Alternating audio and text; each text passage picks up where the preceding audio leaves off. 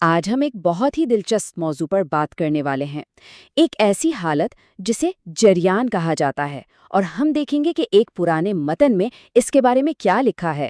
یہ ایک ایسی چیز ہے جس نے شاید صدیوں سے لوگوں کو سوچنے پر مجبور کیا ہے۔ تو چلیں مل کر دیکھتے ہیں کہ اس کے کیا راز ہیں۔ اچھا، تو یہ ہے وہ اصل تحریر جس پر ہم آج بات کریں گے۔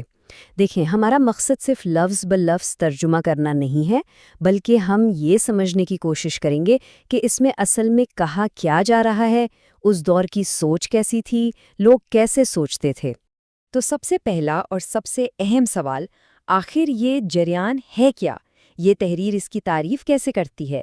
تو یہ متن کہتا ہے کہ جریان منی کا غیر ارادی اخراج ہے، لیکن دلچسپ بات یہ ہے کہ اس کی وجوہات صرف جسمانی نہیں بتائی گئیں، بلکہ گندے خیالات اور معدے کی خرابی جیسی چیزوں کو بھی اس سے جوڑا گیا ہے۔ یعنی یہ صرف ایک جسمانی مسئلہ نہیں، بلکہ اس کو ذہنی اور جسمانی دونوں چیزوں سے ملا کر دیکھا جا رہا ہے۔ اور یہ بات واقعی بہت اہم ہے، کیونکہ یہ دماغ اور جسم کے تعلق کی طرف اشارہ کرتی ہے، جس پر آج کل بھی بہت بات ہوتی ہے۔ ٹھیک ہے، تو اب ہم نے یہ تو جان لیا کہ جریان ہے کیا۔ اب آگے بڑھتے ہیں اور دیکھتے ہیں کہ اس تحریر کے مطابق یہ حالت ظاہر کیسے ہوتی ہے، اس کی کون کون سی قسمیں بتائی گئی ہیں۔ تو اس متن میں جریان کی 3 الگ الگ صورتیں بیان کی گئی ہیں۔ پہلی، پیشاب سے پہلے منی کا نکلنا، دوسری، پیشاب کے بعد منی کا نکلنا، اور تیسری، پیشاب کے اندر ہی منی کا نظر آنا۔ اب یہ جو درجہ بندی ہے نا، یہ بہت دلچسپ ہے۔ اس سے پتہ چلتا ہے کہ اس زمانے میں چیزوں کو کتنی باریکی سے دیکھا جاتا تھا اور علامات کی بنیاد پر تشخیص کی جاتی تھی۔ بات صرف علامات پر ختم نہیں ہوتی، یہ تحریر آگے چل کر ان گہرے اور آپ کہہ سکتے ہیں دور رس اثرات پر بھی روشنی ڈالتی ہے جو اس حالت کی وجہ سے کسی کی زندگی پر پڑ سکتے ہیں۔ تو سوال یہ اٹھتا ہے کہ اس ماخذ کے مطابق جریان کے کسی کی صحت پر کیا اثرات ہوتے ہیں؟ اور یہ متن جو تصویر پیش کرتا ہے نا، وہ جسمانی اور ذہنی دونوں حوالوں سے کافی جامع ہے۔ سب سے پہلے دماغ اور اعصاب پر اثرات کو دیکھتے ہیں۔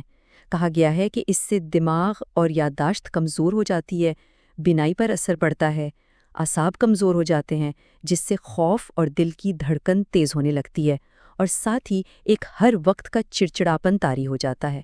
تو آپ دیکھیں، یہ صاف ظاہر کرتا ہے کہ اس سے صرف ایک جسمانی بیماری نہیں سمجھا جا رہا تھا، بلکہ اس کا تعلق ذہنی صحت سے بھی گہرا مانا جاتا۔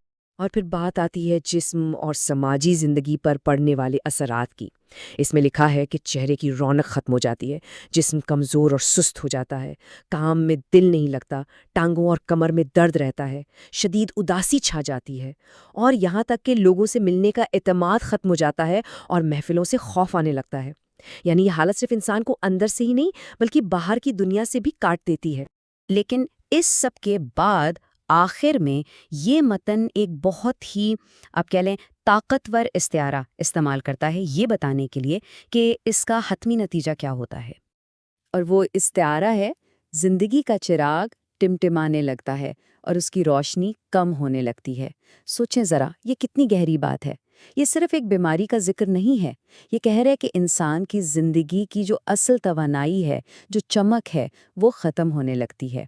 تو اس پوری تحریر کا نچوڑ یہ نکلتا ہے کہ جریان کو صرف ایک طبی مسئلہ نہیں سمجھا جا رہا، بلکہ اسے ایک ایسی کیفیت کے طور پر پیش کیا جا رہا ہے جو زندگی کے اصل جوہر کو ہی ختم کر دیتی ہے، اس کی روح کو ماند کر دیتی ہے۔ تو آخر میں یہ تحریر ہمیں ایک بڑے سوال پر سوچنے پر مجبور کرتی ہے۔ سوال یہ ہے کہ صحت اور زندگی کا جو احساس ہے، ان کے درمیان کیا تعلق ہے؟ یہ ہمیں دکھاتا ہے کہ پرانے وقتوں میں یا مختلف ثقافتوں میں صحت اور بیماری کو کیسے دیکھا جاتا تھا، ان کے کیا معنی لیے جاتے تھے۔ یہ ہمیں یاد دلاتا ہے کہ طب صرف سائنس کا نام نہیں ہے، بلکہ یہ انسانی تجربات کی ایک کہانی